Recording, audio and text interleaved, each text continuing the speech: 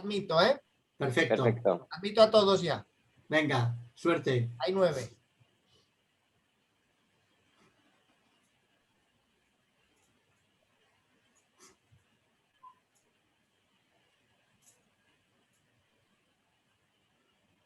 Buenas tardes. Hola, buenas tardes.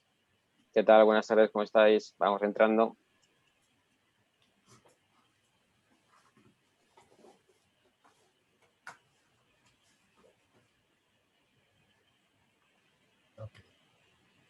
Ya están todos dentro. Eric, ¿está habilitado lo de compartir pantalla? Está habilitado, ¿no? Está todo, sí.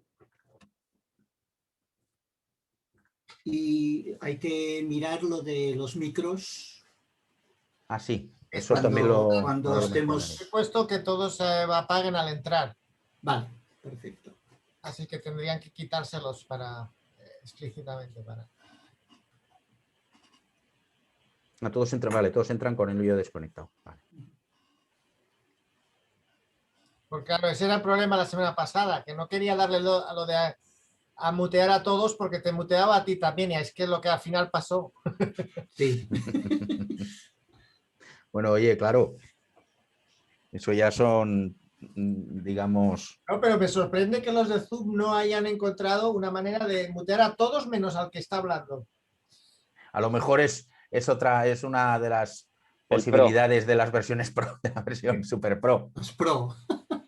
Yo el otro día estuve con el Pro con subtítulo, o sea, con traducción simultánea. Y la verdad que tiene más cosas el Pro. Sí, sí. Hostia, qué ¿Funciona bien lo de la traducción simultánea? A ver, pero nosotros, o sea, con un traductor, la que el traductor no se le ve. Y directamente vale. le ponen la voz cuando habla al que está traduciendo. Es un traductor humano. Todavía el Zoom no traduce tan bien, ¿no? Dale tiempo, dale tiempo. Mucho, a lo mejor. Sí, en el Congreso CIMED ya tenían las ponencias, eran con traducción simultánea. Y la verdad es que funcionó muy bien, ¿eh? Porque Pero no electrónica. No, humana. Lo que he comprobado que funciona bastante bien es la traducción del Word. Estoy traduciendo el artículo aquel de la letra de los SIM y de unido, o sea, se puede, a ver, tienes que revisarlo, evidentemente, como todas, pero te ahorra un buen trabajo. Sí, sí. ¿Del Word, dices? Del Word, sí, del Word, sí. Yo no sabía ni que tenía traducción. Yo tampoco, lo descubrí el otro día, sí.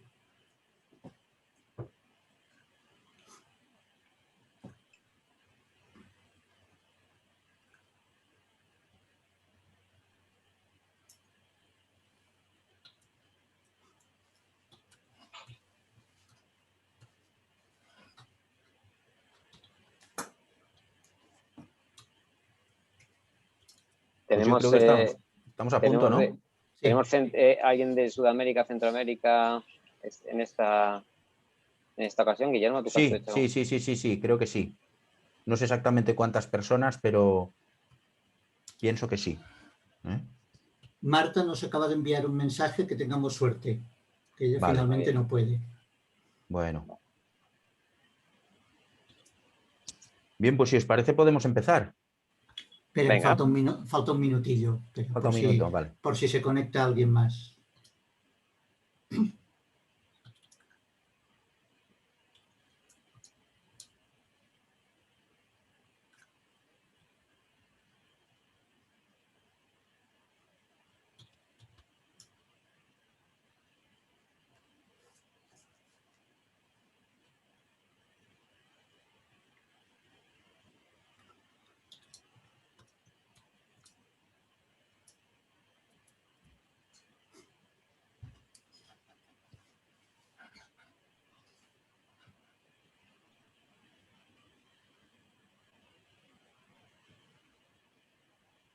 Pues sí, ahora sí, ¿no? Son las 6. Venga. Pues venga, empezamos para mantener la máxima puntualidad.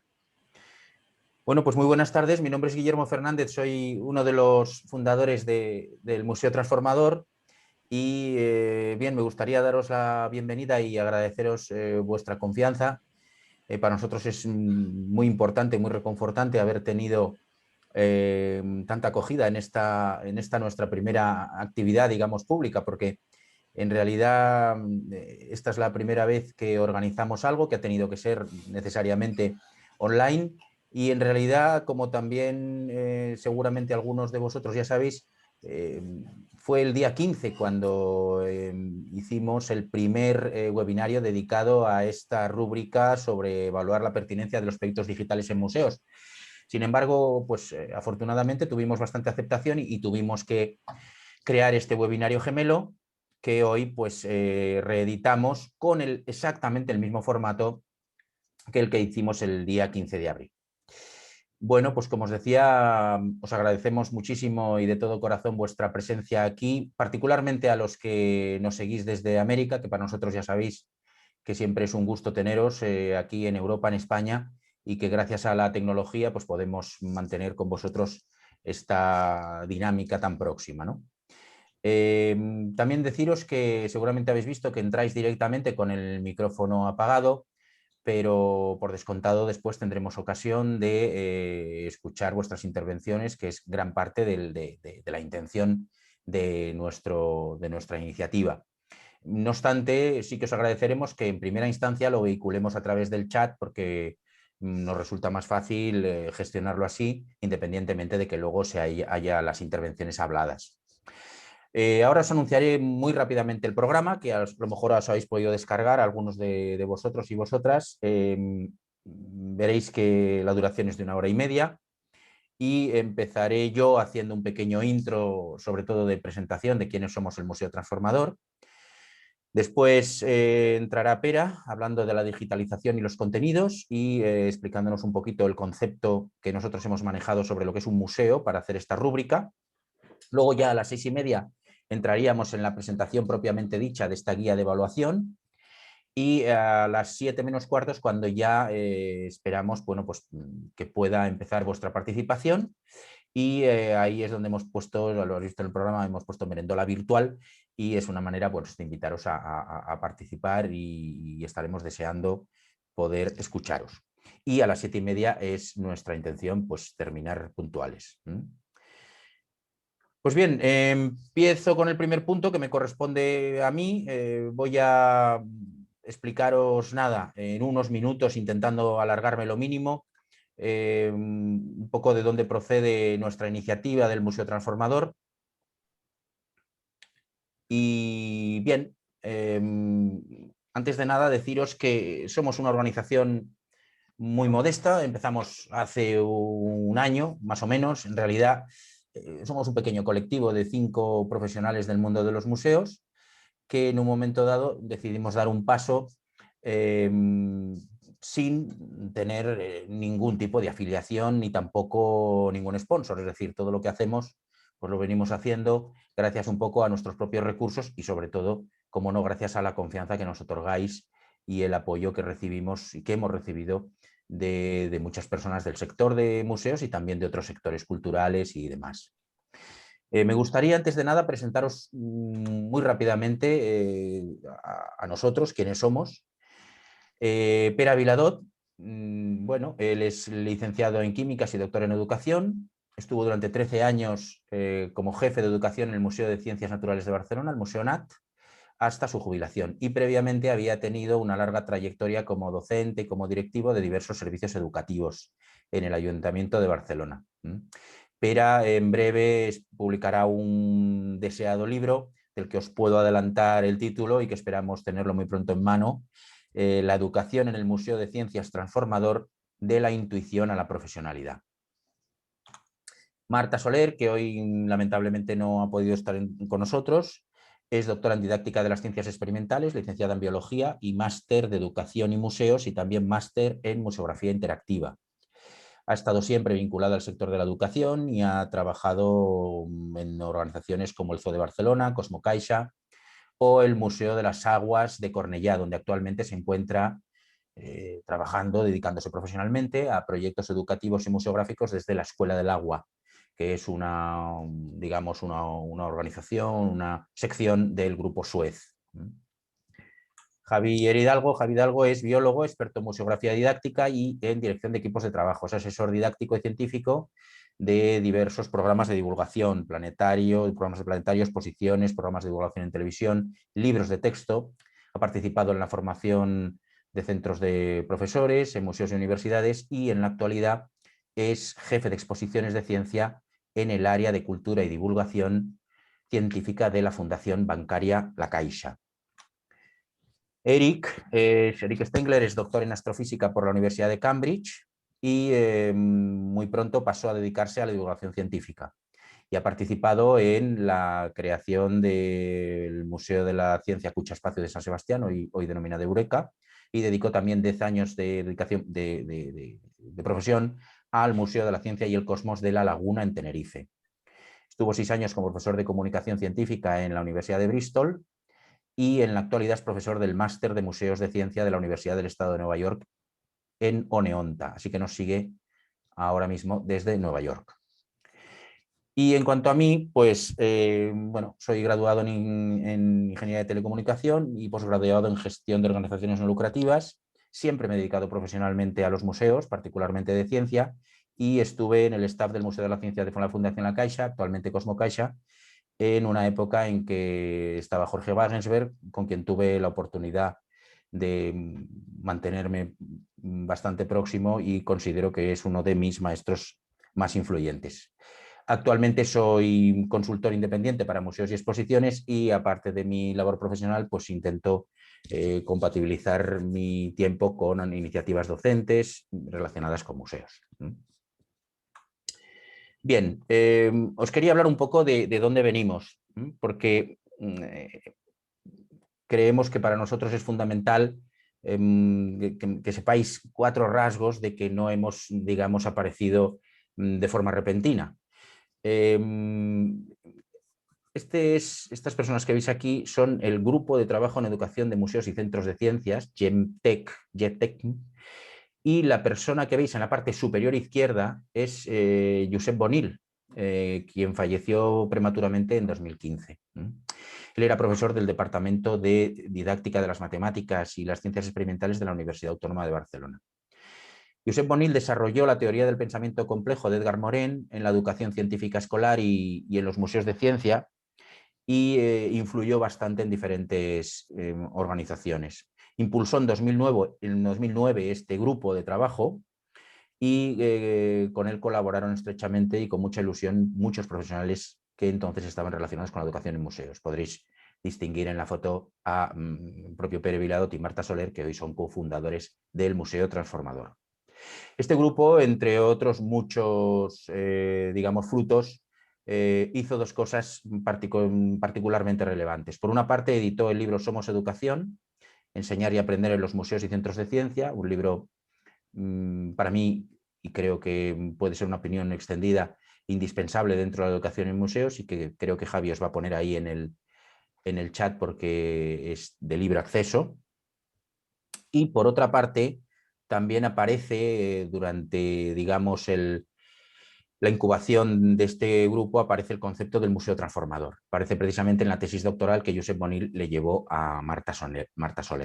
En aquel momento ese concepto, que para nosotros ha sido tan potente, hacía referencia un poco a un enfoque alternativo, a alguna cierta deriva hacia el entertainment y el cuantitativismo que los museos de ciencia en particular habían tenido desde el principio desde el boom de la implantación de museos de ciencia que en España se produce desde mediados de los 90.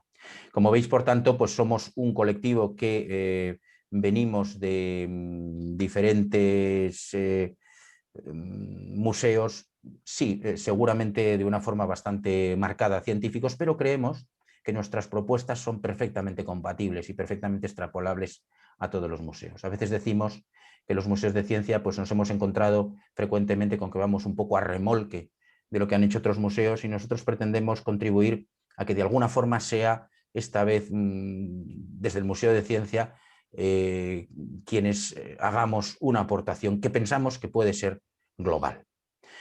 Creemos también, nuestra intervención o nuestra aparición también tiene que ver con dotar un poco a este sector de una serie de recursos que creemos que no son precisamente muy abundantes y que nos parece que pueden ser interesantes. Siempre decimos que nos gustaría haber encontrado pues, iniciativas de este estilo cuando nosotros empezamos, y no nos identificamos plenamente con la idea de que el Museo Transformador sea una ideología, porque pensamos que la ideología a veces puede cerrar un poco círculos de pensamiento un tanto cerrados, y nuestra idea es justo lo contrario, es abrirnos y es recibir mucho aire fresco del exterior. Y por eso nos gusta decir que el Museo Transformador es sobre todo una visión, que pensamos que es un poco lo que mejor nos describe.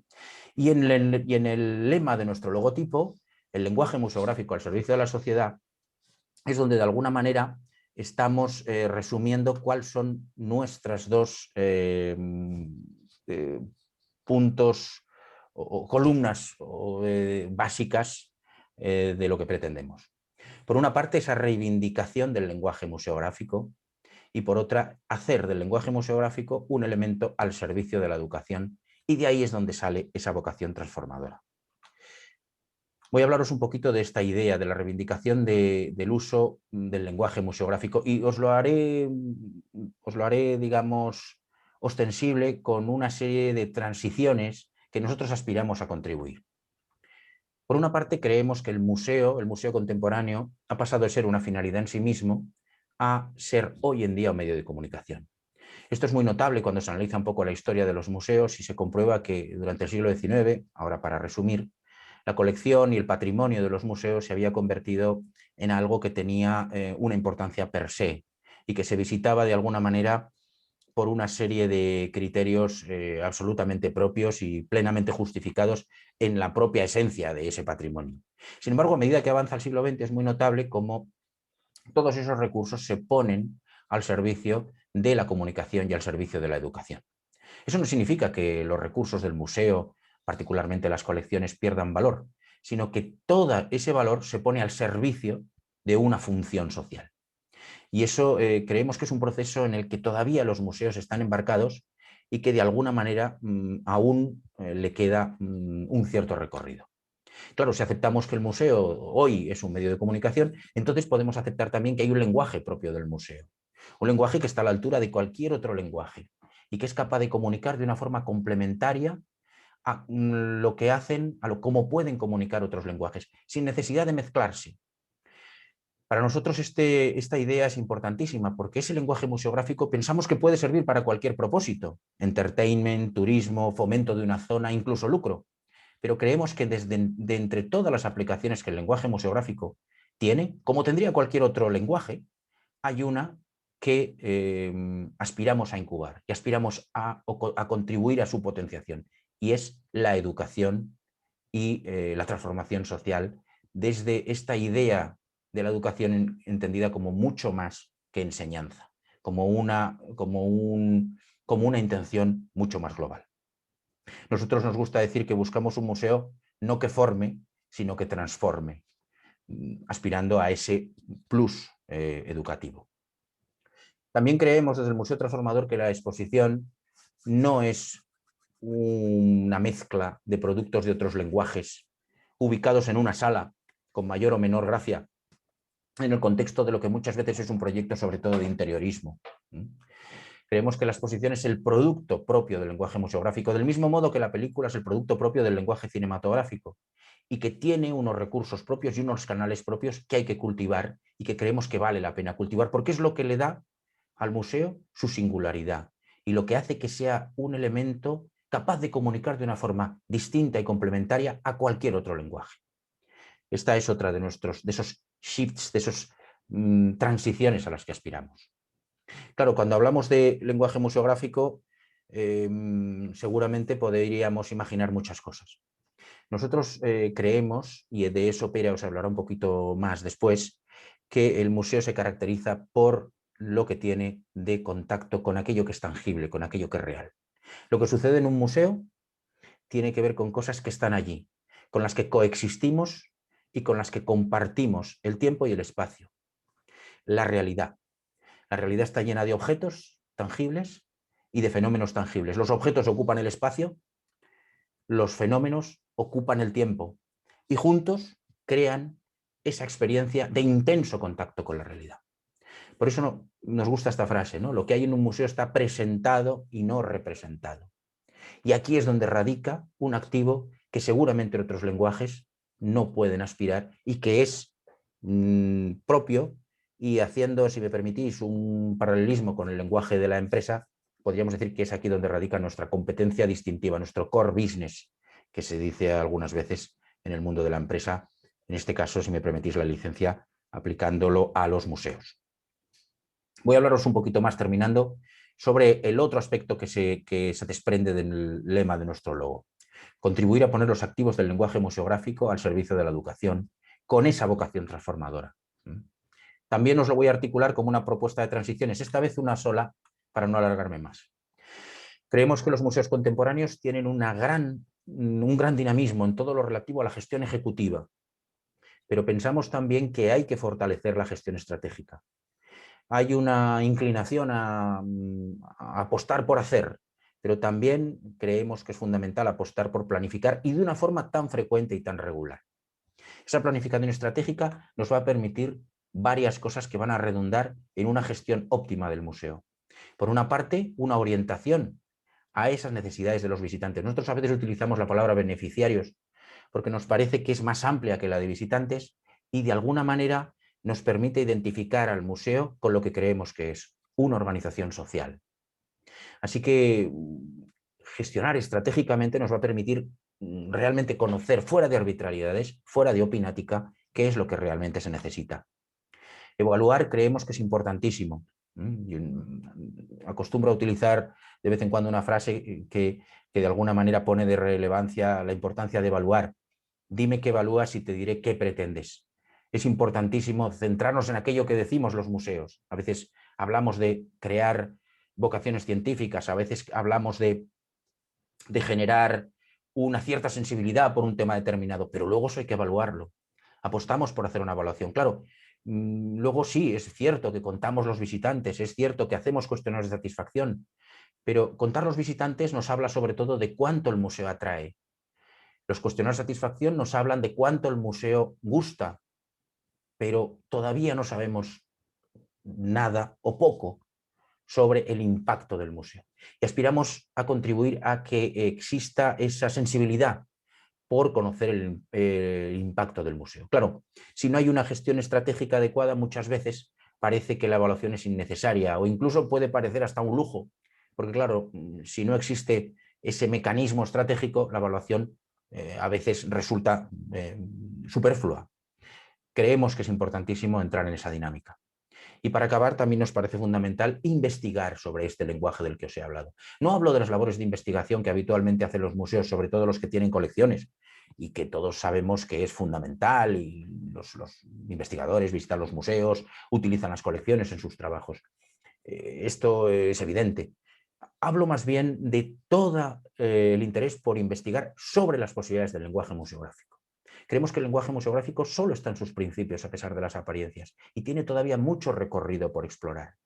Esto no es propio solo del lenguaje museográfico, el lenguaje cinematográfico, por mencionar algo que ya he dicho y que nos gusta mencionar a menudo, bueno, pues tuvo a lo largo del siglo XX un gran desarrollo gracias a investigadores del cine como Méliès, como Hitchcock. Fue desarrollando sus recursos comunicativos hasta llegar a ser el gran lenguaje, el potente lenguaje que es.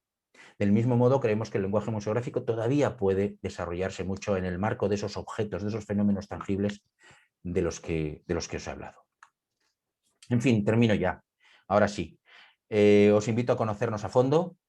Tenemos esta web en la que veréis que hay un manifiesto donde ponemos negro sobre blanco un poco lo que os he contado y más cosas.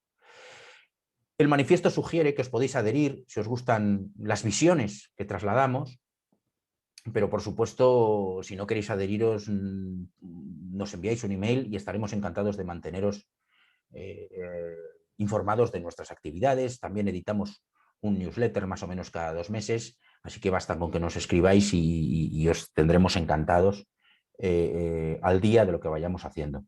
Por descontado que nuestra web está abierta a todos vuestros intereses. Nos encanta recibir contribuciones en nuestro blog y esperamos que os resulte estimulante el poder participar en la medida de lo que queráis. Como os digo, nuestra consigna es estar abiertos y recibir de todas partes conocedores de que el mundo de los museos es enormemente plural y diverso. Ahí tenéis también la dirección de Twitter, donde somos bastante activos, gracias hay que decir, al trabajo de Pera. Y bueno, ahí tenéis esa posibilidad también. Y para acabar, voy a deciros muy rápidamente los proyectos en los que andamos, para que sepáis un poco qué es lo próximo que haremos. Por una parte, estamos trabajando en una definición de museo, con la que esperamos contribuir a este programa que seguramente sabéis que el ICOM ha puesto en marcha para revisar la definición actual de museo. Y nosotros, bueno, pues aspiramos a hacer nuestra propia propuesta y también queremos hacer una rúbrica como la que os presentamos hoy, pero dedicada a las exposiciones temporales. Y bueno, nada más. Ahora sí que doy paso a Pera, que abordaría el siguiente punto dedicado a la digitalización y los contenidos. ¿Qué es un museo? Pues Pera. Gracias, Guillermo. A ti. Comparto. A ver, ahí. Un momentito. Ya. Bueno. Lo hemos denominado así, digitalización y contenidos, porque para poder presentaros esta rúbrica, esta guía sobre cómo evaluar la pertinencia de proyectos de digitalización, nos ha parecido conveniente ampliar un poco lo que Guillermo acaba de explicar hace un momento, entendiendo cómo entendemos nosotros el lenguaje museográfico y qué es lo que un museo es en realidad, a nuestro parecer.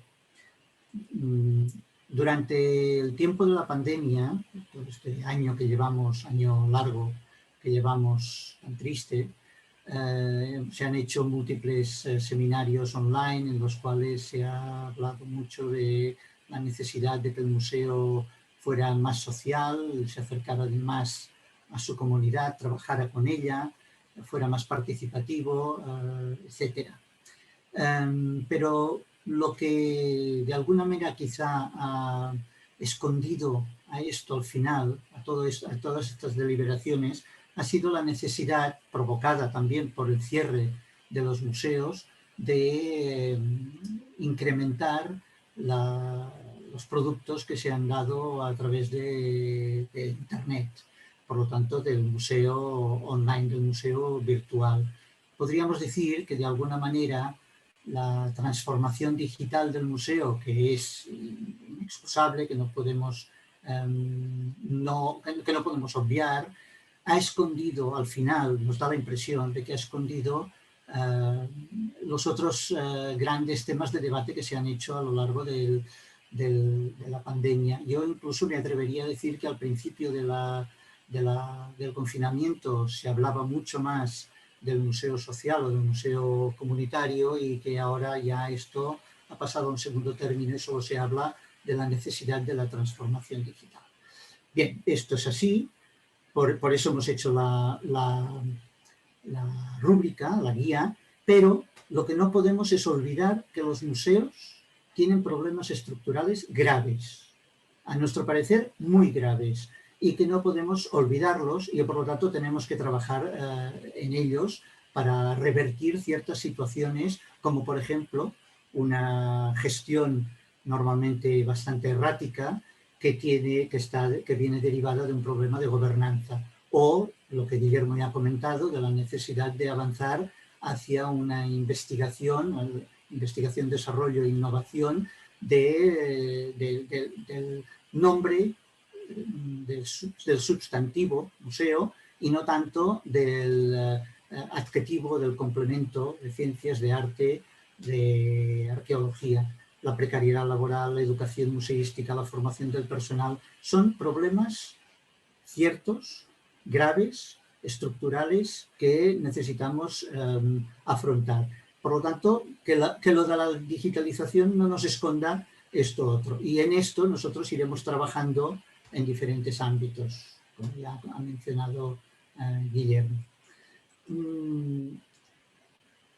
Todo esto ha significado rodearnos de un lenguaje las redes sociales, el streaming, los eventos en línea, la gamificación, las visitas virtuales, la digitalización de objetos en 3D, pero creemos que ha faltado saber el para qué. ¿Para qué queremos hacer esto?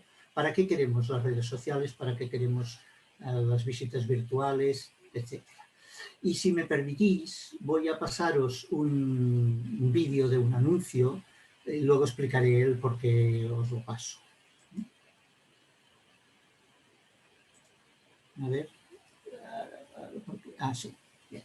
Funciona. ¿O no? Sí. Hola, abuelo. Hola, renacuaja. ¿Cómo estás? Muy bien, disfrutando de esta maravilla. Va, que me conozco el truco. Has aprendido, Máster? Mira, he plantado las semillas que me diste.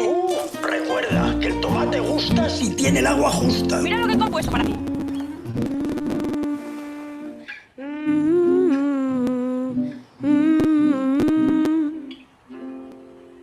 ¿Qué? ¿Te ha gustado? Sobre todo la letra.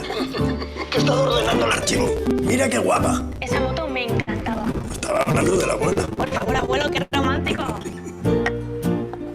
¿Estás comiendo? Sí, algo para A picar. ver, enséñame. Abuelo. Va, venga.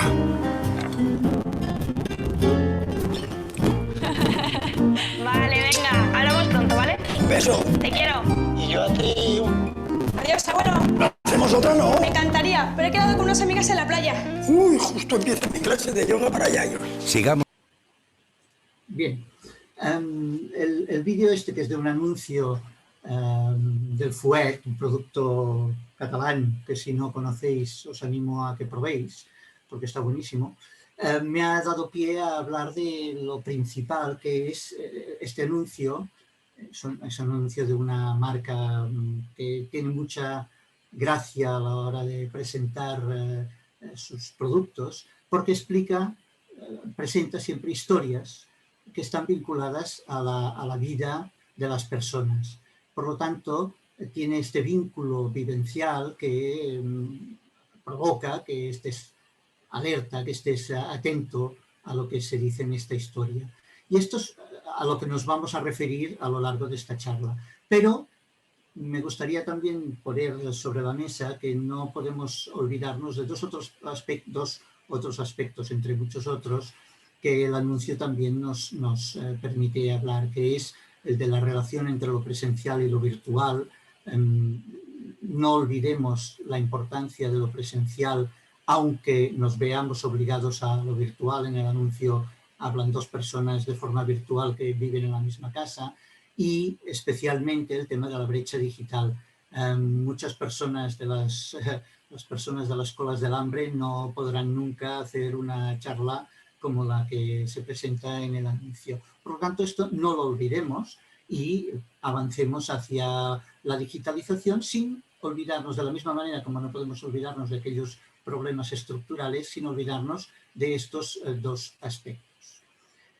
Hasta este momento, hasta mediados mejor del siglo XX, el objeto era el núcleo central del discurso de los museos. El objeto expuesto era este núcleo central y el objeto de reserva con el cual se investigaba. A partir de mediados del siglo XX, especialmente con la aparición de los centros de ciencia y de las nuevas museologías o museologías críticas, el centro pasa del objeto a la persona, al visitante. Como ha dicho Guillermo, nosotros preferimos hablar de beneficiarios más que de visitantes. Entonces, teniendo esto en cuenta, ¿para qué utilizamos, a partir de entonces, para qué utilizamos el objeto? El objeto lo utilizamos para formar parte de un lenguaje que es el museográfico, que de la misma manera como el lenguaje cinematográfico tiene unos activos básicos. Cualquier lenguaje tiene unos activos básicos que serían como las estructuras básicas que construyen el lenguaje. En el caso del lenguaje cinematográfico, uno de los activos básicos es el punto de vista de la cámara. Si el plano es subjetivo o es de conjunto, dará un mensaje o dará otro mensaje. Pues con el lenguaje museográfico pasa exactamente lo mismo. Y en nuestro caso, en el caso del lenguaje museográfico, los dos activos básicos que lo construyen son el objeto, y a partir de esta aparición a mediados del siglo XX de los centros de ciencia, el fenómeno, que no solo se expone en los centros de ciencia, pero que principalmente nació en ellos. Según la forma de plasmación de estos activos, si es un activo plasmado de forma auténtica o representado, tendríamos los 4 recursos principales de este lenguaje: la pieza, el modelo, la experiencia y la metáfora. Muy rápidamente, la pieza sería aquel objeto tangible que se representa a sí mismo, es decir, que se presenta y que tiene un significado por sí mismo. El modelo sería otro objeto tangible, pero que no se representa a sí mismo, no se presenta, sino que está representando a otra cosa. Sea, como en el ejemplo de la izquierda, la maqueta de la Tierra, la estructura interna de la Tierra, este está en Cosmocaixa, por lo tanto a escala, sea una representación idéntica a escala de una vivienda tradicional chilena. Estas fotografías del Museo de la Vivienda Tradicional de la Universidad de Chile.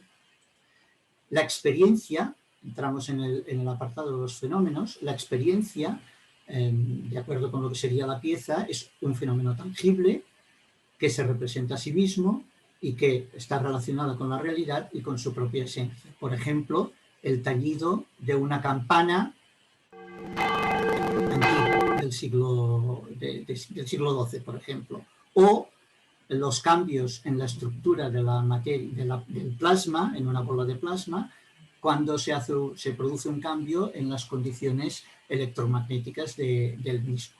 Este también es una imagen de la bola de plasma de Cosmocaixa. Finalmente, la metáfora, de acuerdo con lo que sería el modelo para los objetos, es un fenómeno tangible, pero que no se representa a sí mismo, sino a otra cosa.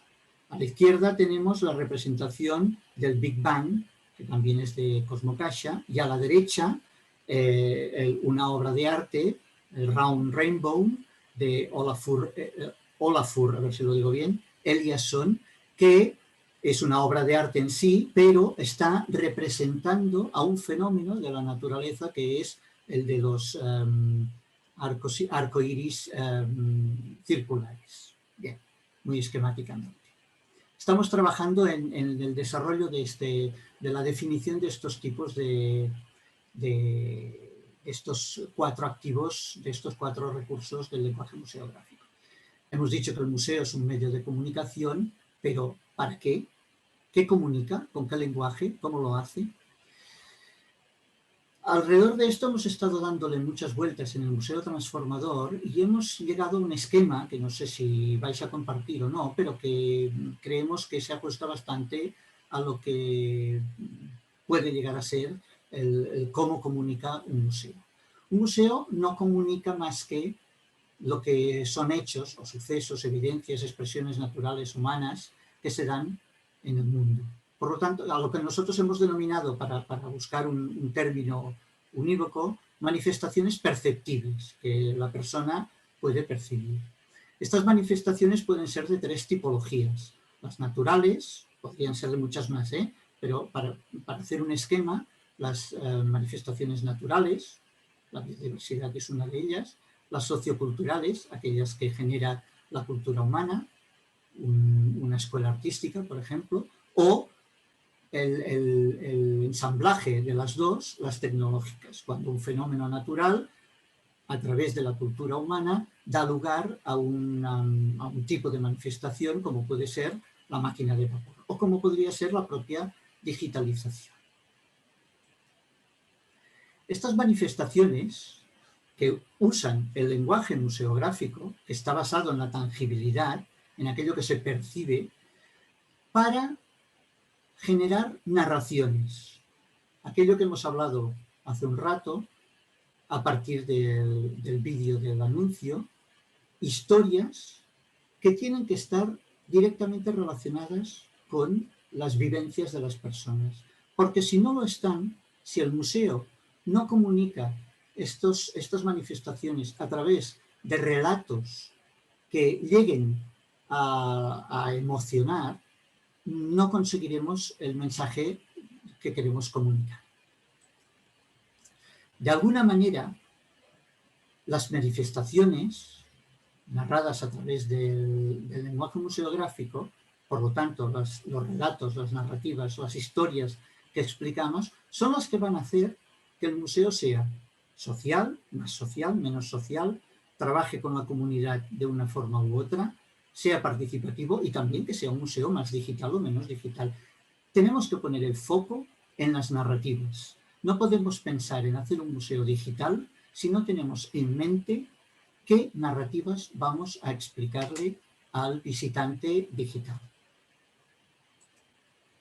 Estas narrativas son las que van a generar unas experiencias concretas en las personas porque estamos apelando a sus vivencias cotidianas, que son las que le van a llevar a ser seducido por el museo.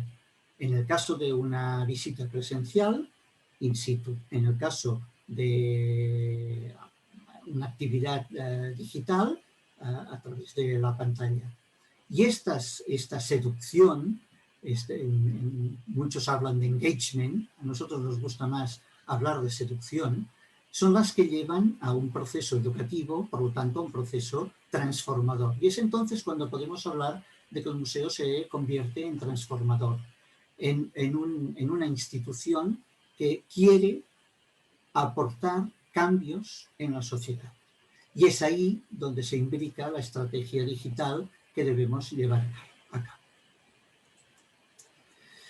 Bien, a partir de esto es cuando nosotros pensamos que, visto lo que estaba pasando a lo largo de este año, podíamos aportar alguna idea a la hora de ver de qué manera se pueden llevar a cabo propuestas de digitalización en los museos. Y ahí es cuando decidimos hacer esta guía. Le hemos terminado llamando guía porque es algo más que la rúbrica, poco más, pero básicamente el núcleo central es la rúbrica, pero nos pusimos a trabajar en él. Para pasar, como decía Guillermo, de una gestión que es muy ejecutiva en los museos actualmente, que es más como un supermercado de productos, a una gestión más estratégica que se base en la reflexión de lo que estamos haciendo. No se trata de producir, dejadme que lea este fragmento de Brenda Caro, de un post en el blog Terremoto, que creemos que es muy significativo. No se trata en los museos se suele producir en los márgenes del capitalismo cognitivo para continuar en el mainstream. Se trata de producir. No es Netflix, pero se le exige algo similar. Disponibilidad, renovación de catálogo, novedad, experiencias. Que sean significativas o no, no importa. Lo que importa es producir. Y tenemos que salir de este círculo vicioso. Y de ahí sale la guía. La guía la empezamos a elaborar nosotros 5, pero enseguida quisimos contar con la colaboración de expertos, tanto en temas digitales como en otros ámbitos como el de la evaluación y la comunicación, etcétera, que son estas 6 personas que tenéis en la pantalla. Nos han aportado ideas muy importantes que han hecho que la guía cambiara profundamente y mejorara muchísimo respecto a la primera versión que nosotros hicimos. Sabemos que estamos hablando de una guía que pretende o quiere ayudar a reflexionar respecto a propuestas tan diversas como lo que se denomina una exposición online o una cuenta de Twitter. Y esto es difícil, no es fácil, porque estamos hablando de un amplio abanico de propuestas que, para ello, la guía ha pretendido ser lo más amplia posible para poder acoger a todas ellas. De todas formas, cualquier museo la adapta a sus necesidades. Nuestros objetivos eran estos 3. En primer lugar, ayudar, como hemos dicho, en tomar decisiones de forma estratégica y no ejecutiva, y no por producir. Pero ello, esta toma de decisiones, tendría que ser garantizando que este proceso de reflexión sea transversal, sea participativa dentro del museo, pero también con las personas, con aquellas personas de fuera que nos pueden aportar ideas. Todo ello para potenciar que el museo se convierta en una institución como tal. Por lo tanto, potenciar la visión institucional de las propuestas, que no sean aquella propuesta de un departamento o de una persona, sino que sea la propuesta del museo. La guía tiene 4 partes, una presentación donde se explica esto que estoy diciendo ahora, una primera parte que denominamos estrategia, el grueso de la guía es la rúbrica y un último mapa para situar dónde se encuentra la propuesta y, por lo tanto, ayudar a tomar las decisiones correspondientes. La primera parte, la que denominamos estrategia, plantea 3 preguntas. ¿La propuesta que vamos a desarrollar o que queremos desarrollar va a impulsar nuestra misión? ¿Realmente va a ser así? Si es así, ¿apoyará a nuestros objetivos estratégicos? ¿Cuál? ¿Qué objetivo es el que va a estar apoyado por esta propuesta? ¿Apuntala áreas clave de nuestra organización? ¿Hay algún servicio que se va a ver potenciado por esta propuesta? En principio, la respuesta tendría que ser sí. Si fuera no, tendríamos que plantearnos o bien que la propuesta no es adecuada a nuestros objetivos estratégicos, o bien que a lo mejor resulta que no tenemos nuestro plan estratégico adaptado a las necesidades actuales. En cualquier caso, requiere una reflexión profunda. La rúbrica, que es la segunda parte de la guía, tiene 2 apartados. El de la evaluación del valor museístico de la propuesta y el de la evaluación de su gestión que requiere a nivel ejecutivo, de su gestión ejecutiva. En total, consta de 13 indicadores, 7 para el valor museístico, 6 para la gestión ejecutiva. Y cada uno de estos indicadores se desarrolla a través de 3 niveles de desempeño. Uno que sería el inapropiado, otro que sería el correcto y el idóneo.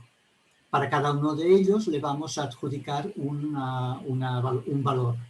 -1 para el inapropiado, un 0 para el correcto, +1 para el idóneo.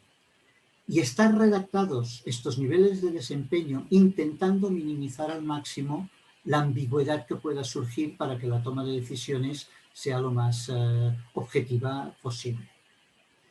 En el caso de la evaluación del valor museístico, nos planteamos una serie de preguntas. ¿Cuál es su valor educativo? Si la propuesta va a promover o no la participación, la socialización, la accesibilidad, la inclusión. ¿Qué vínculo tiene con los contenidos propios del museo?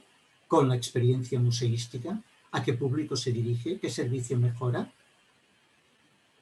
Y la forma es este cuadro de doble entrada, en el cual en la columna de la izquierda están los diferentes indicadores, en las 3 columnas siguientes los 3 niveles de desempeño y la puntuación se anota en la columna de la derecha. Y al final, en el cuadro inferior derecho, se apunta la suma de las valoraciones de cada uno de los indicadores. Esto es para el valor museístico.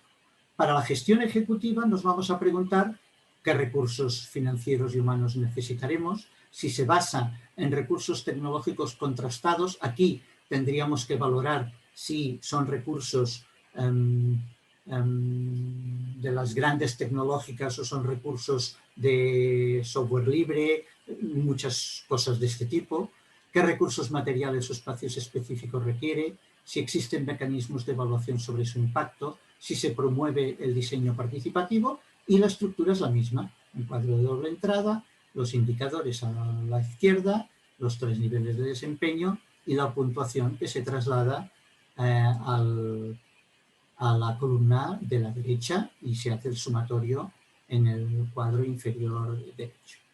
Hecho esto, Trasladamos estas puntuaciones, la de la evaluación de la gestión del valor museístico, a las abscisas y la de la gestión ejecutiva a las ordenadas, para colocar nuestra propuesta en uno de los 4 cuadrantes que se definen en el mapa de situación. ¿Esto para qué nos sirve? Nos sirve para ubicar rápidamente, con una mirada, dónde se coloca la propuesta que hemos hecho. La que está en el cuadrante superior derecho sería una propuesta bastante adecuada.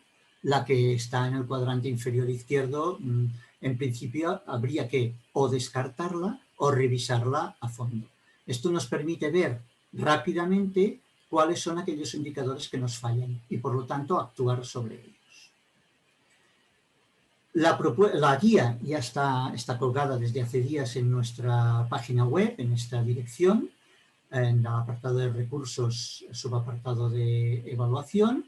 Es de descarga gratuita y es una guía que es dinámica, que está en constante construcción. Por lo tanto, si opináis que hay algún aspecto que se pueda mejorar, decídnoslo, que vamos a valorarlo y vamos a hacer los cambios que sean necesarios. De la misma manera, nos interesaría mucho saber que la usáis y que el fruto de este uso hay que hacer cambios, o que hay que ampliar algún apartado, o que hay que incluir un indicador más, lo que sea necesario.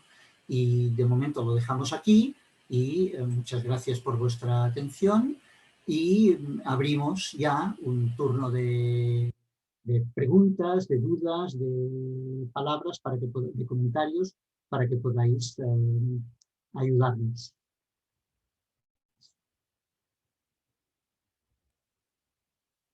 No sé, Javi, si hay preguntas en el chat. En el chat por ahora no ha salido ningún comentario o duda. Si alguien quiere utilizar el chat, lo puede utilizar. También puede levantar la mano a través de Zoom o directamente quitar el mute y comentarnos cualquier inquietud o duda que le haya surgido durante la presentación.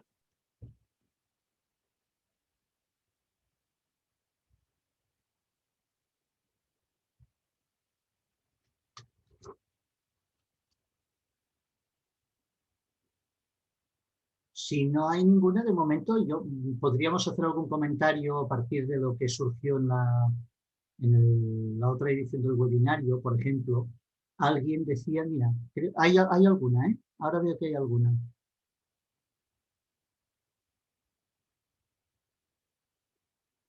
De momento, felicitaciones. No, de momento, nos preguntaron, por ejemplo, Óscar Menéndez dijo que tenía dudas de si esta guía podía adaptarse. Él decía, las redes sociales, por ejemplo, el uso de las redes sociales tienen un objetivo de comunicación, y nos preguntaba si creíamos que esta guía podía ser aplicable también a propuestas de uso de las redes sociales. A nuestro parecer, sí, porque aunque sea un elemento de comunicación, la red social, a partir de la red social o a través de la red social, tenemos que seguimos explicando historias, seguimos explicando quiénes somos y tenemos que decidir cómo queremos presentarnos ante la comunidad. Por lo tanto, creemos que es perfectamente usable también en propuestas de redes sociales. Esta fue una de las propuestas que salió o preguntas que salió el otro día. Tenemos una duda. Jesús, si puedes desmutear y adelante. Sí, aquí estoy. Bueno, en primer lugar, muchas gracias por la presentación y por la actividad. La verdad es que todos los contenidos me han resultado de sumo interés y la guía también. Espero poder aprovecharla mucho.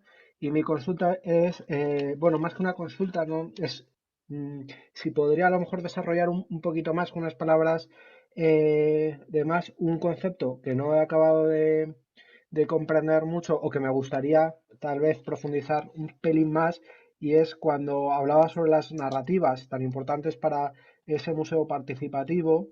Me pregunto si entiendo que las narrativas son muy importantes, lógicamente, pero mi pregunta es si no son más importantes o están al mismo nivel de importancia que las estrategias, ¿no? Porque por muy bien desarrollada que está a lo mejor una cierta narrativa o unos ciertos contenidos, si el medio, ¿no? El cómo no está lo suficientemente desarrollado, es una manera como que muy inaccesible, pues a lo mejor no llega a los beneficiarios de la forma en que nos gustaría, y entonces por mucho que hayamos investigado, por mucho que esos contenidos estén fenomenal, pues, pues no van a ser asimilados. No lo sé, por eso preguntaba eso. Perdón si no es correcta la pregunta, disculpe. No, no, sí, totalmente correcta. No sé, Guillermo, si quieres responder tú o respondo. Bueno, yo supongo que si quieres luego puedes acabar tú de redondearlo, Pera. Yo creo que Jesús tiene toda la razón en esa apreciación, en el sentido de que yo me atrevería a decir que las estrategias son, no quisiera exagerar, pero me atrevería a decir que son lo más importante. En el momento en que aspiramos a tener un medio de comunicación y a conseguir unos resultados, lo primero que necesitamos es tener una clara estrategia a medio o largo plazo, cosa que muchas veces, como sabéis, cuesta en los museos, pero no es una cuestión solo de los museos. El planificar estratégicamente cuesta en general en todo el sector cultural y podríamos incluso ampliarlo a todas las entidades de interés social o entidades también del tercer sector que tienen ciertos problemas en ese sentido. Si me permitís, profundizaría un poco en esto.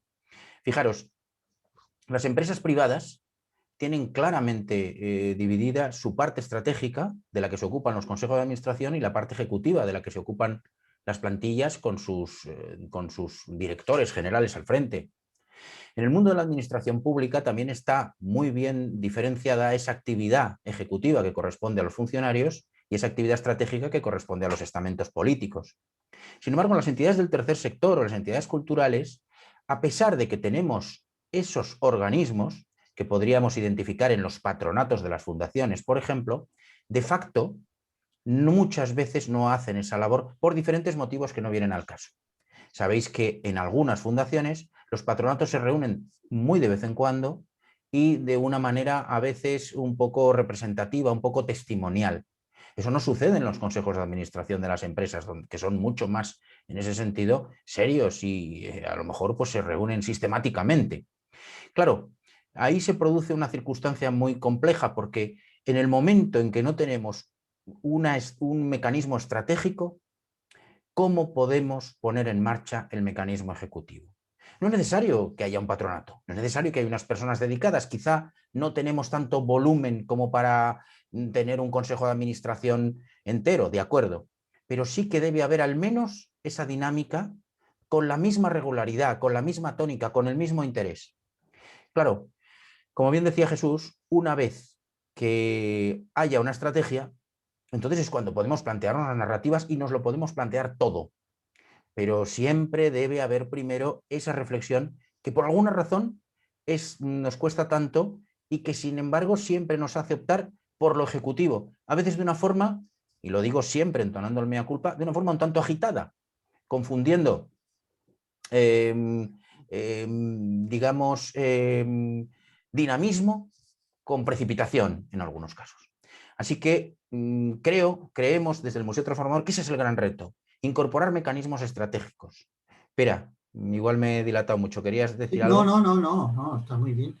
Yo lo único que añadiría es que creo que tampoco podemos, digamos, poner delante una cosa de la otra. O sea, el museo tiene que tener muy claro qué historia quiere explicar, cuál es la historia que quiere explicar, porque la estrategia que haga irá detrás de. O sea, cuando tú tienes un objeto en el museo, un objeto sea de ciencias, sea de arte, sea de lo que sea, este objeto detrás suyo tiene una cantidad de historias impresionante. Te puedes perder con la cantidad de historias que hay, porque no es solo la historia del objeto en sí, es la historia de dónde se encontró, quién lo encontró, a raíz de qué. Hay miles de historias. Entonces tienes que decidir cuál es la historia que vas a explicar, y no la historia de aquel objeto, sino la historia de la exposición que vas a montar, ¿no? Entonces, esto te obliga a ser estratégico. Si no eres estratégico, no explicarás una buena historia Es imposible explicar una buena historia si no eres estratégico. Por eso le damos tanta importancia al tema de la historia, de la narrativa, porque te obliga sí o sí, tienes que forzarte a pensar, a reflexionar sobre qué es lo que quieres comunicar. Y puedes comunicar muchas cosas y tú decides. Y en esta decisión será cuando tú te definas como museo, más o menos social, más o menos comunitario. Si en esta historia que vas a explicar haces intervenir a la comunidad, serás comunitario. Si no la haces intervenir, no lo serás. Y ahí radica la importancia, ¿eh? Por eso hablamos tanto de la narrativa, pero evidentemente a partir de la base de una gestión estratégica que desgraciadamente en los museos será demasiado poco. Pues muchísimas gracias, Guillermo y Pera, por su respuesta y explicación. Muy amables. A ti. No sé si hay algo más. Creo que de momento preguntas no.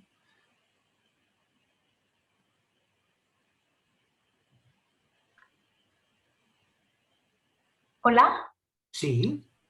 Bueno, mi nombre es Raquel y la pregunta que os hago, porque el perfil que todos vosotros, los integrantes del Museo Transformador...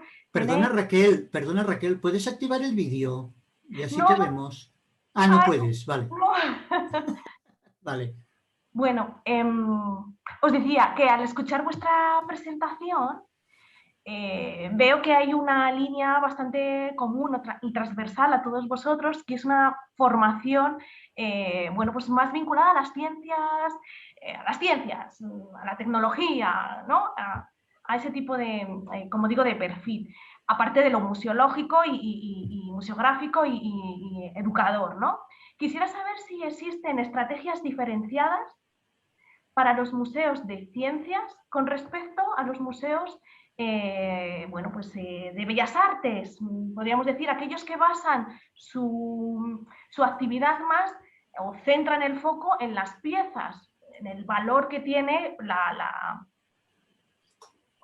bueno, pues el hecho de ser únicas, ¿vale? Porque un museo de réplicas, bueno, pues no tiene el mismo valor que aquellas que sí. Y bueno, ese es mi comentario y mi consulta. Gracias. Buena pregunta. ¿Respondo yo mismo? ¿Sí? Vale.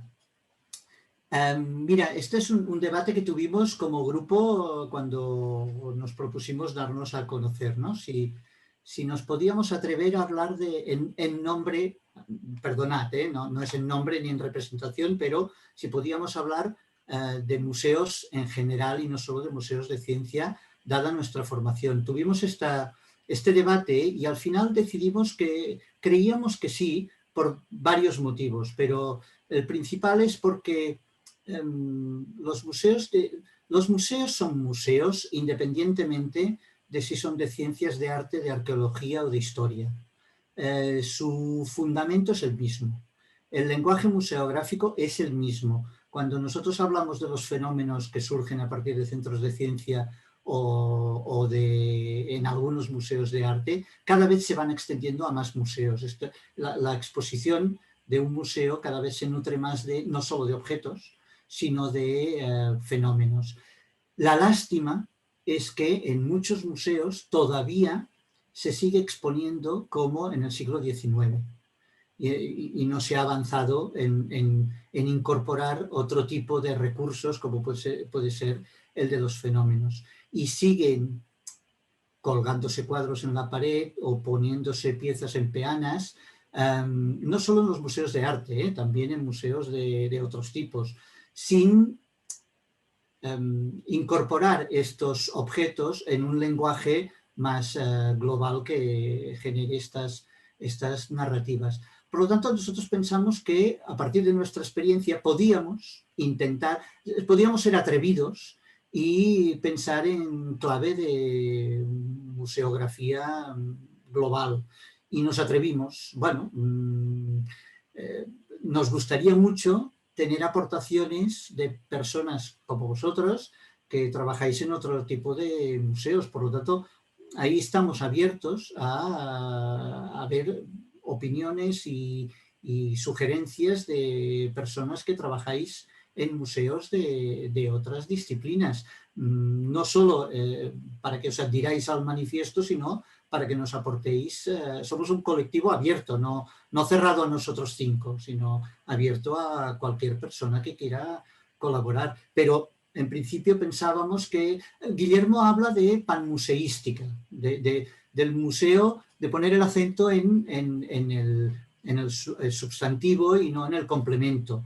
Y es por ahí por donde nos falla, seguramente. Le estamos dando demasiada importancia a si somos un museo de arte o de ciencias o de arqueología y no le damos importancia a si somos un museo. No hay departamentos de investigación en museística en los museos, no los hay. Los hay en investigación en lo que sea, en arte o en ciencias, pero no en museística. Y bueno, queríamos lanzar un órdago a este respecto desde personas que venimos de los museos de ciencia. No sé, Guillermo, si quieres añadir alguna cosa. No sé, quizá Javi.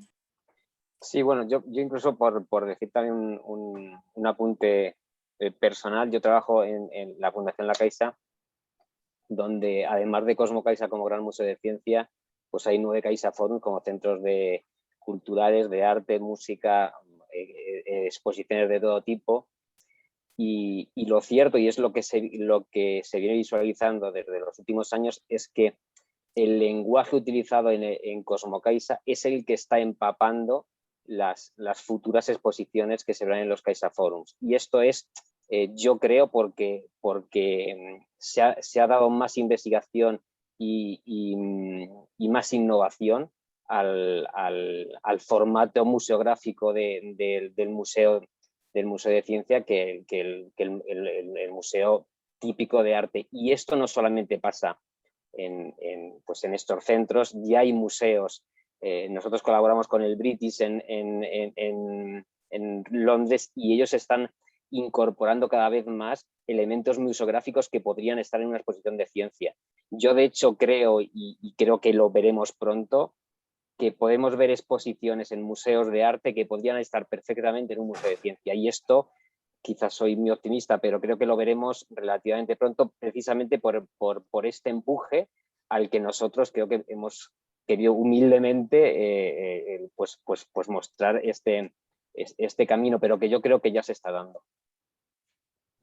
Yo, que si me permitís, yo también quería aportar una reflexión a esta interesante pregunta que ha hecho Raquel, concretamente sobre la aparente falta del carácter único que a veces tienen los contenidos de museos de ciencia, porque evidentemente determinada obra de arte o determinado descubrimiento paleoantropológico pues es el único que hay, es el que es, y visitarlo pues da una sensación pues de estar en un lugar especial porque es el único ejemplar que existe de algo, ¿no? O una obra única. Sin embargo, pues evidentemente la percepción es que en los museos de ciencia, pues un módulo interactivo que habla de gravedad, pues lo mismo podría estar aquí que estar en otro sitio, ¿no? Y de hecho, pues desgraciadamente durante mucho tiempo los módulos interactivos de museos han sido clones entre sí y todos a su vez de los que se propusieron en el Exploratorium de San Francisco originariamente en sus libros donde explicaban cómo hacerlo, ¿no? Entonces, esto me recordaba que para hacerlos únicos, los módulos interactivos en museos de ciencia, pues habría que precisamente seguir una buena aplicación del lenguaje mesográfico con las ideas, con una idea en concreto que promovía Jorge Wagensberg, que es precisamente que hacer las cosas relacionadas al ámbito local.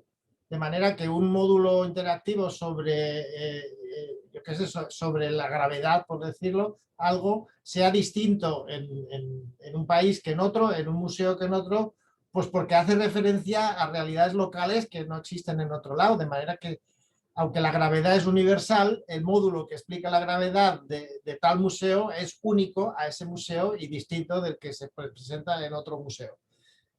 Así que efectivamente a esa carencia o a esa aparente carencia la respuesta es precisamente más lenguaje mesográfico y aplicarlo con más profundidad. Si me permitís, hay un par de comentarios que están relacionados con este. Se ha generado un debate interesante en el chat. Y el primero es el de.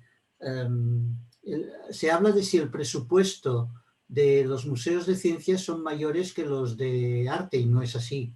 O sea, Javi ha puesto el ejemplo del Museo de Ciencias Naturales de Madrid. Yo podría poner el ejemplo del Museo de Ciencias Naturales de Barcelona. Tienen unos presupuestos. Perdonad, ridículos con respecto a lo que tendría que ser un museo de ciencias de verdad, entre comillas. Por lo tanto, no ha habido mucha inversión en museos, en edificios para museos de ciencia, no confundamos. Ha habido un boom de museos de ciencia en España, en el mundo en general, a finales del siglo XX, principios del XXI, pero no han ido acompañados de una dotación presupuestaria adecuada para que fueran museos que pudieran desarrollar proyectos viables. Por lo tanto, han quedado un poco anquilosados. Y el otro es el de desacralizar el objeto. Decía, no recuerdo ahora quién, hablaba de la necesidad de desacralizar el objeto. Bueno, eso es lo que pretendemos desde el Museo Transformador. O sea, pasar de esta visión del objeto como finalidad, de las colecciones como finalidad, a su uso para comunicar, para que el museo se convierta en un medio de comunicación.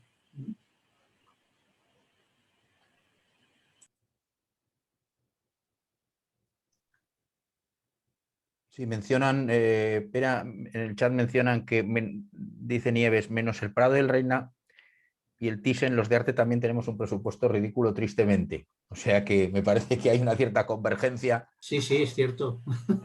Es cierto. Compartimos la precariedad de recursos de los museos en general, es grave. Es grave y se ha visto ahora con la pandemia. O sea, en el momento en que se ha cerrado el grifo del turismo, los grandes han dejado de serlo a nivel de ingresos, porque su presupuesto no se basaba en aportaciones principalmente de la administración, sino del turismo, y han dejado de tenerlo. La precariedad es generalizada en todos los museos. Bueno, esto tampoco lo resolveremos nosotros, hay que seguir denunciándolo, pero lo importante es aportar ideas y, bueno, generar debate, creo.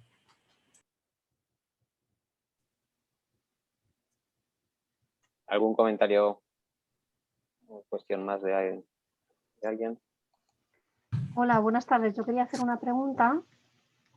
Volviendo un poquito la conversación hacia la cuestión de la guía, ¿no?, que habéis creado para medir el valor museístico y la gestión ejecutiva de propuestas digitales, que por cierto aprovecho para agradecer la propuesta y el desarrollo de la guía y sobre todo agradecer que lo estéis compartiendo.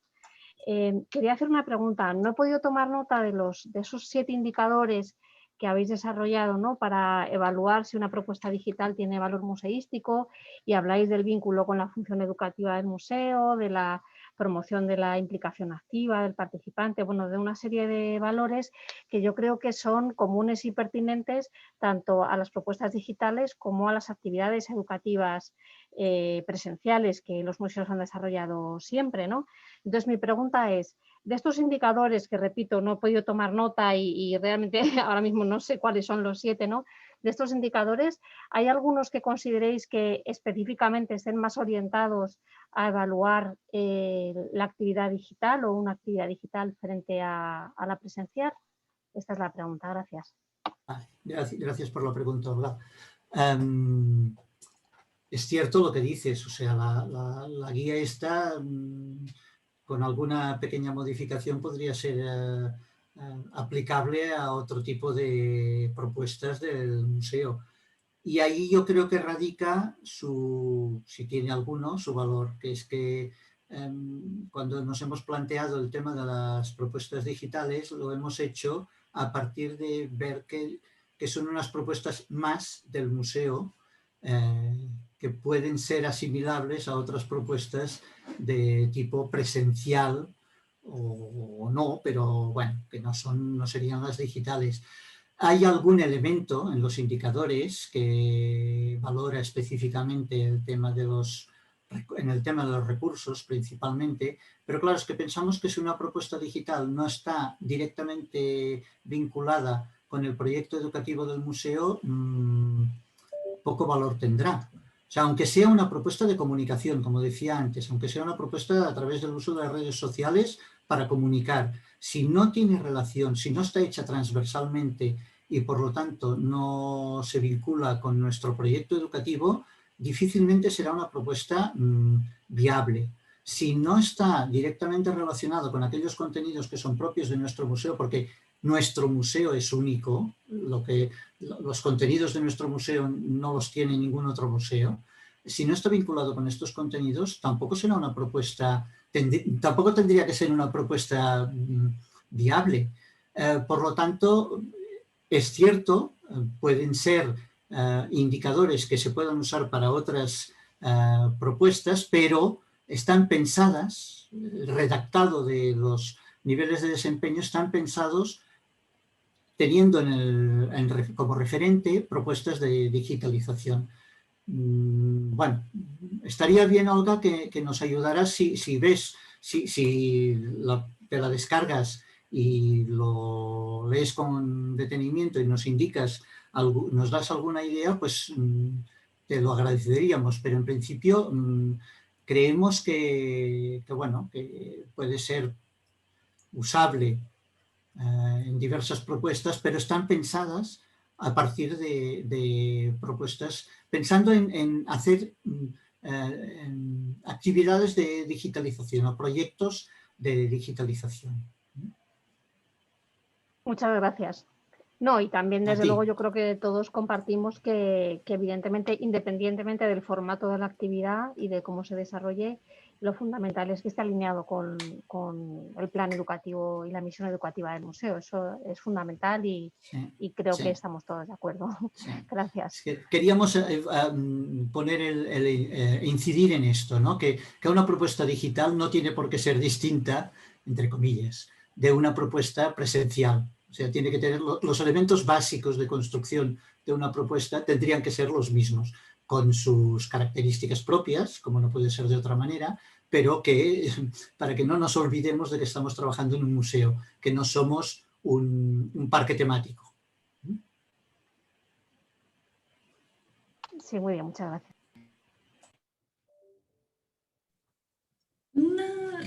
Bueno, se sale un poco, pero me gustaría preguntar, porque cuando lo estaba hablando, pues me ha surgido la duda. Por ejemplo, para utilizar la guía se hace una evaluación de -1 a 1 de ciertos temas. Por ejemplo, la relación, es el tema 1, la relación que tiene con el proyecto educativo o la narración que se quiera dar en el museo. Pero, por ejemplo, yo creo que necesitas una evaluación previa. Por ejemplo, yo puedo creer o pensar que una cierta estética tiene relación con la narrativa. Estética, por ejemplo, para Instagram. Tiene una cierta relación con la narrativa, pero realmente yo no sé si funciona esa estética en la narrativa o no. ¿Alguna idea de cómo poder evaluar ese tipo de cosas antes de utilizar la guía? Mira, una pregunta muy similar surgió en la edición anterior. Nosotros no hemos desarrollado, quizás un elemento que tengamos que desarrollar, de momento no lo hemos hecho, pero ya hay alguna propuesta para hacer un desarrollo más amplio de los indicadores, que permitan introducir elementos como el que acabas de mencionar, que es importante, es muy importante. O sea, si la estética de una propuesta por Instagram no está adecuada a la narrativa que quieres dar, pues puede fracasar. Pero esto ya, digamos que entramos en un apartado más técnico, y de momento nosotros no nos hemos atrevido porque tampoco, digamos que nos hemos quedado en la fase más estratégica. Entonces, no descartamos hacerlo en absoluto. Ya te digo que surgió una propuesta en este sentido en la edición anterior. Por lo tanto, también te animamos a que si quieres apuntarte a ayudarnos, pues toda ayuda será bienvenida, porque como dice Guillermo, nosotros trabajamos con una bolsa de cacahuetes y una botella de agua. Y entonces, pues cualquier ayuda, cuantas más manos, principalmente cabezas, intervengan mucho mejor. O sea que nos apuntamos tu idea y si lo desarrollamos te contactaremos, Nieves, si nos lo permites. Hombre, muchas gracias. El Uriol comenta en el chat que, bueno, volviendo al tema de la digitalización, que hasta qué punto vale la pena invertir tiempo y dinero en exposiciones online, pues un poco con todo lo que estamos comentando también porque la importancia que comenta que es lo vivencial y la experiencia emocional y táctil.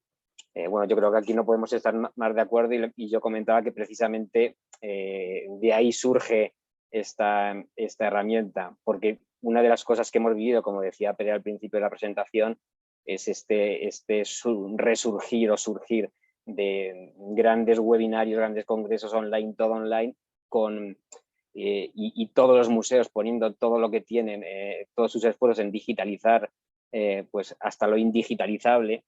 Y el problema ahora puede ser en que sea un proceso no reversible. De ahí la importancia de la estrategia y de ahí la importancia de evaluar todo lo que se está haciendo con rigor, y creemos que esta rúbrica, pues como mínimo, puede ser una herramienta que ayude a hacer el proceso un poco, creemos que un poco más real. A mí me gustaría, al hilo de lo que dice Javi, que estoy completamente de acuerdo y con la apreciación de Uriol, pues en ese sentido nosotros, a mí no me importa digamos mojarme, porque es algo que siempre hemos defendido del Museo Transformador. Cuando hablamos de exposiciones online o de exposiciones o de visita virtual, de alguna forma estamos haciendo un oxímoron, ¿eh? Nosotros sostenemos, o particularmente a mí no me importa sostener, que claro que se puede hablar de museo virtual, pero tiene el mismo significado que hablar de sexo virtual o que hablar de gastronomía virtual. Podemos encontrar algunos enfoques interesantes, o a lo mejor hay algo que puede resultar curioso, pero es evidente que estamos hablando de lenguajes que tienen en la tangibilidad y en el contacto presencial su fundamento. Como bien dice Javi, la idea es que con esa rúbrica en gran medida lo que pretendemos es que todo ese proceso de digitalización, todo ese trabajo mantenga, en la medida de nuestra humilde contribución, mantenga ese respeto por los activos propios del lenguaje museográfico, es decir, que sirva a la experiencia presencial. Y creemos que eso es posible. Lo que pasa es que hay que tener muy clara esa idea. Y por otra parte, sí que me gustaría hacer una rápida apreciación sobre alguna línea de diálogo que ha pasado hacia arriba en el chat, cuando se hablaba de los problemas de los recursos de los museos, de la mayoría de los museos, que tienen pocos recursos y que intentábamos suplirlos con esa imaginación, con esa, digamos, con esos recursos, con esa proactividad de los propios museístas. Yo estoy completamente de acuerdo, pero vuelvo una vez más, y no quisiera hacerme pesado, al concepto de la estrategia, de la importancia de lo estratégico. Fijaros, ¿de dónde emanan los problemas de muchos museos? Hay museos, y seguramente muchos de los que estáis aquí lo sabéis mejor que yo, que tienen una dotación económica que estaba alineada para una función original relacionada con mantener y conservar la colección, y a lo mejor en algunos aspectos de exhibición. Claro, a medida que avanza el siglo XX, sobre todo a partir de los años 70, empiezan a aparecer nuevas misiones para el museo contemporáneo. Empezamos a hablar de educación, empezamos a hablar de poner al visitante en el centro de nuestra gestión. Sin embargo, paradójicamente, no se dota a los museos de más recursos para abordar estas nuevas misiones. Es decir, todo el mundo se apunta a estas nuevas misiones educativas, pero con los recursos que teníamos antes, que ya eran justos incluso para mantener y conservar la colección. Esto, que puede parecer como una cosa cómica, solo puede entenderse desde el punto de vista de que no hay una gestión estratégica capaz de observar esta realidad. Es decir, si nosotros nos apuntamos a nuevos bombardeos, necesitaremos nuevos recursos. Y de alguna forma yo creo que aquí es donde radican los problemas económicos de muchos museos.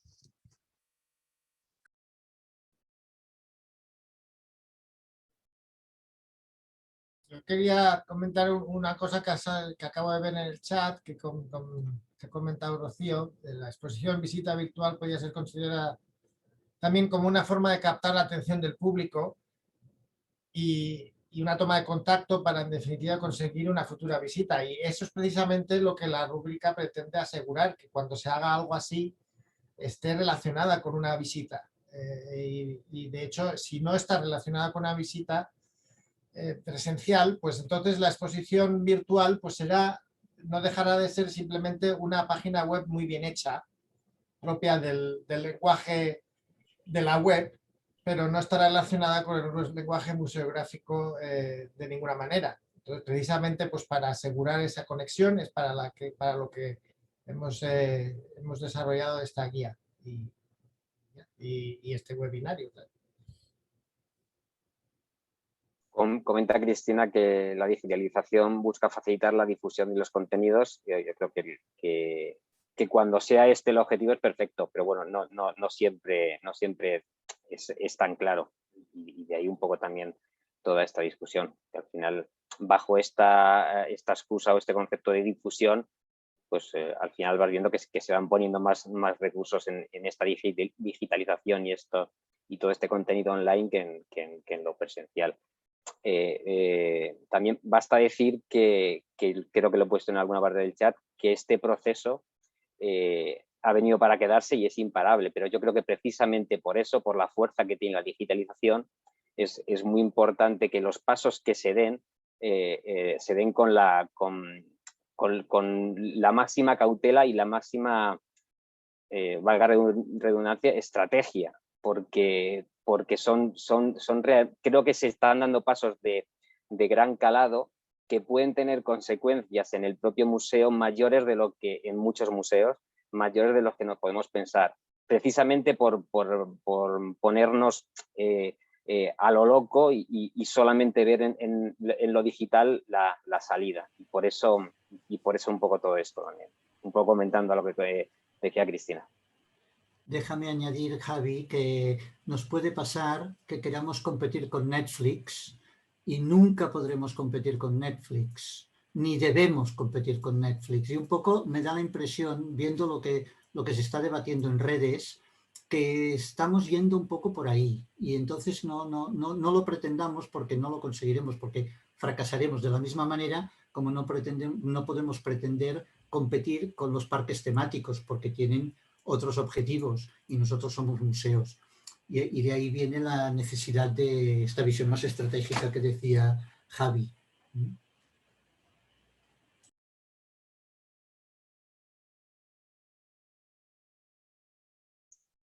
Bueno, pues si no hay más preguntas o comentarios.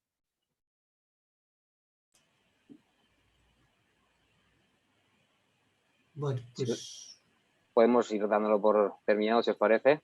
Sí, que solo decir que esta sesión también se ha grabado y que la vamos a colgar en nuestro canal de YouTube, que ya os informaremos cuando esté colgada, para que podáis revisarla. Y si tenéis cualquier cuestión que nos queráis hacer llegar, nuestra dirección de correo electrónico está abierta a todos vuestros comentarios.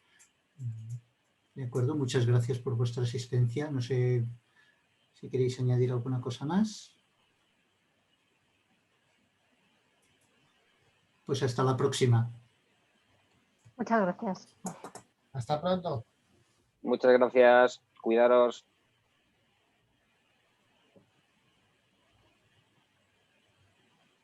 Muchas gracias. A vosotros.